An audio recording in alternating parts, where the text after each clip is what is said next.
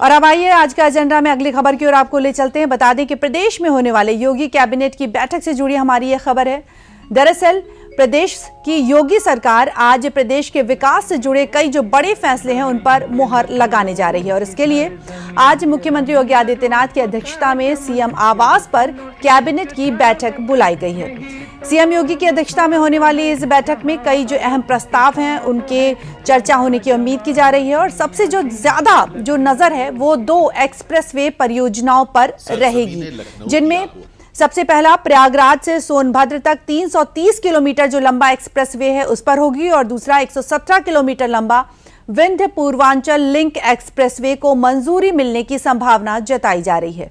और इसके अलावा कई जो अहम विभाग हैं उनसे जुड़े प्रस्ताव पर भी कैबिनेट फैसला ले सकती है।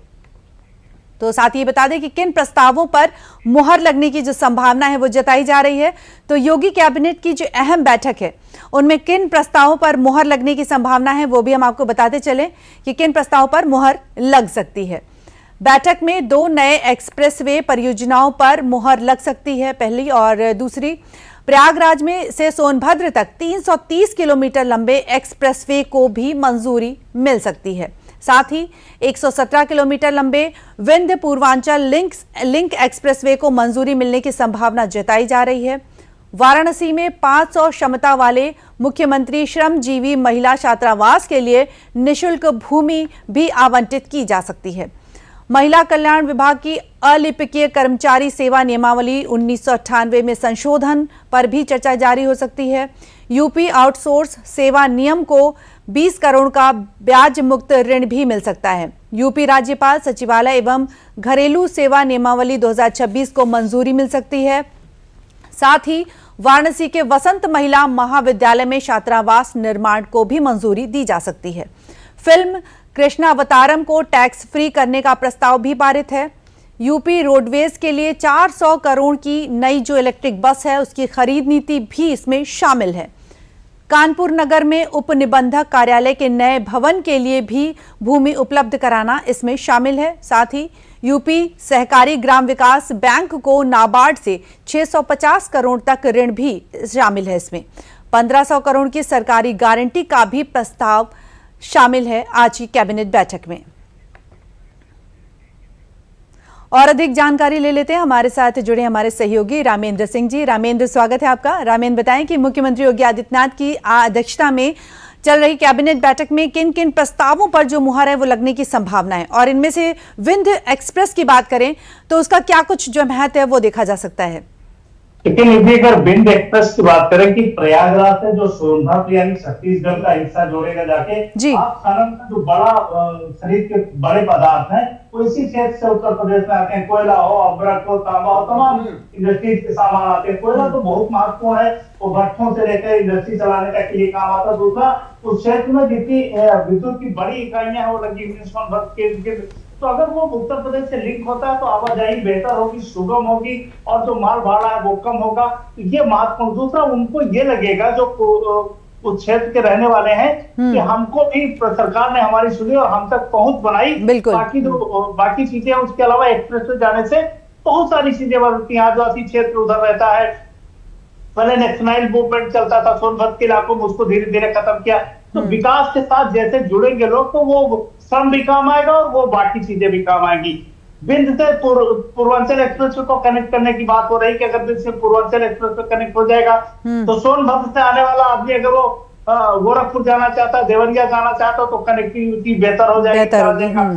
देखिए, लैंड लॉक्ड क्षेत्र उत्तर प्रदेश, अगर आप इसको सड़क बेहतर नहीं दोगे तो आप कोई काम कर नहीं सकते, कोई इंडस्ट्री यहाँ आएगी नहीं। बिल्कुल। तो विंध्य क्षेत्र में भी इंडस्ट्री की अपार संभावनाएं हैं। अगर ये दोनों काम होते हैं तो उत्तर प्रदेश को बड़ी गति मिलेगी। आगरा लखनऊ एक्सप्रेस पे पूर्वांचल एक्सप्रेस को कनेक्ट किया जा रहा है, वाराणसी में छात्रावास बनाए जा रहे हैं। तो समग्र विकास की भूमिका बन रही है कि आप कानून व्यवस्था बेहतर कर चुके हो, इलेक्ट्रिसिटी बेहतर कर रहे हो, एक्सप्रेस को बेहतर कर रहे हो। तो सारी संभावना उत्तर प्रदेश में इंडस्ट्री की है, उत्पादन की है, लोगों को रोजगार देने की है, तो उस पर फोकस है योगी सरकार जी। रामेंद्र, परिवहन की बात करें, इंफ्रास्ट्रक्चर की बात करें तो इन दोनों का जो सरकार का बड़ा फैसला है वो क्या कुछ हो सकता है। बात करें नई इलेक्ट्रिक बसों की बात करें तो उस पर क्या कुछ जो फैसले हैं वो लिए जा सकते हैं। देखिए, जो डीजल और पेट्रोल की स्थितियां हैं वो सभी पूरा दुनिया देख रही है और हम लोग उससे जूझ रहे हैं। ऐसा नहीं कि हम लोग नहीं जूझ रहे हैं। बिल्कुल, हाँ। इलेक्ट्रिक बसों के आने के बाद ये संभावनाएं कम हो जाएगी कि डीजल और पेट्रोल पर निर्भरता कम होगी, इलेक्ट्रिक बसों चलेंगे। और कोयला हमारे यहाँ भी 400 साल के लिए कोयला हमारे पास है, हम उससे बिजली बना सकते हैं, बाकी काम कर सकते हैं। तो इलेक्ट्रिक की उतनी दिक्कतें हमारे पास अभी नहीं है।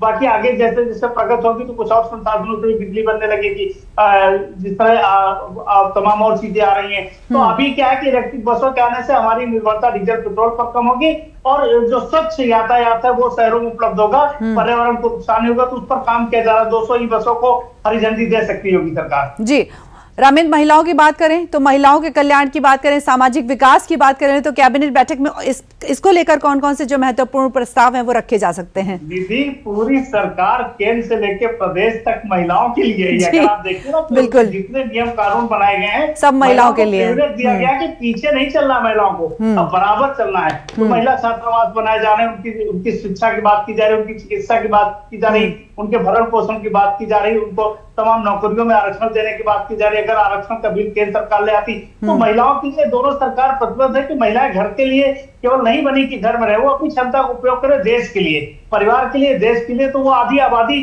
किनारे न पड़ी रहे। तो उसकी संभावना है, उस पर प्रदेश सरकार और केंद्र सरकार दोनों काम कर रही थी। जी, जिस तरह से आज मीटिंग होने वाली है, बैठक होने वाली है, हो रही है, जो उसको लेकर अगर अर्थव्यवस्था की बात करें, रोजगार की बात करें, पर्यटन की बात करें तो किस तरह से इसको बढ़ावा मिलेगा प्रदेश सरकार को? आप देखिए ना कि कभी आप कल्पना करते थे कि काशी विश्वनाथ में इतने पर्यटक आएंगे, कभी आप कल्पना करते थे राम मंदिर के लिए इतने पर्यटक आएंगे, कभी आप कल्पना करते थे विंध्यवासिनी दरबार में इतने लोग आए, नहीं करते थे ना।